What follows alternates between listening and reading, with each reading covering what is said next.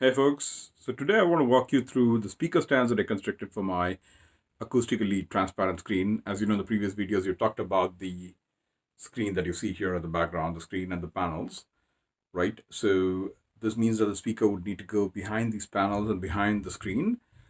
Given the fact that the JBL Studio 590 speakers that I have are about 70 pounds each in weight, it's extremely important to be able to construct a very robust speaker stand. So in this video, I'm going to walk you through the step-by-step process in which I created my speaker stand, as well as show some pictures of the speakers mounted behind the screen. Stay tuned and thank you.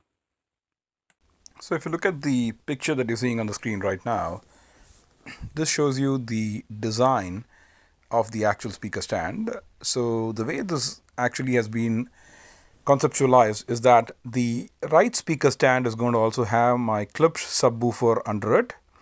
The other speaker stands are just going to have the plate at the top, which is going to hold the speaker, but the only difference with the right being that there's going to be a subwoofer under it. So that's why the design is actually showing you the one with the subwoofer. The other ones would just mean that you just modify the design a little bit so that you don't need to leave that much of a width in terms of subwoofer placement.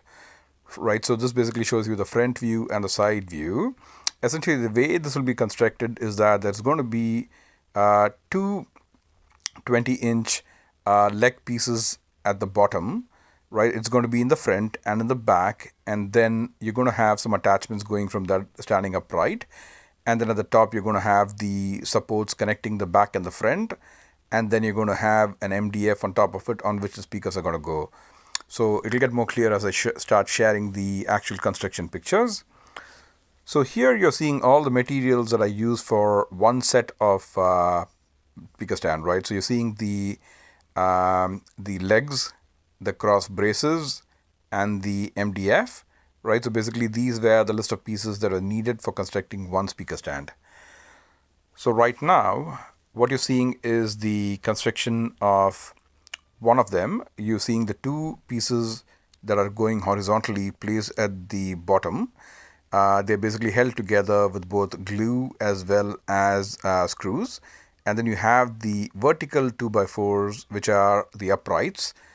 And this one shows the two leg pieces that have been constructed.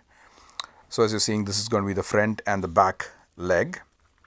Now, once I've done that, the next step is to basically screw in the MDF that's going to hold the speaker at the top. So that is what you're seeing right now. So once this is done, you need a way to secure or attach the back leg to the front leg.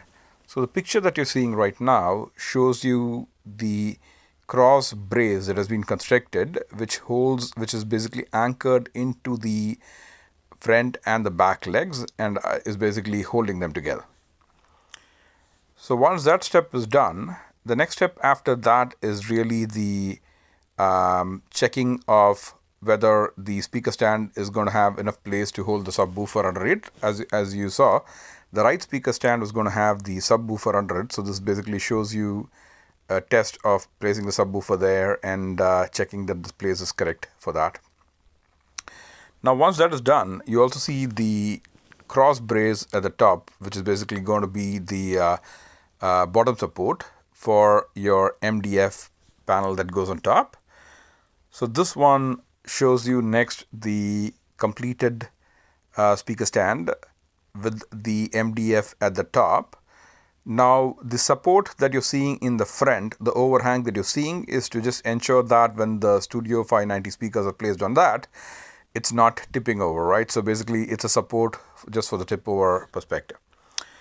Now all the speaker stands have been constructed. So this shows you the different speaker stands that have been constructed.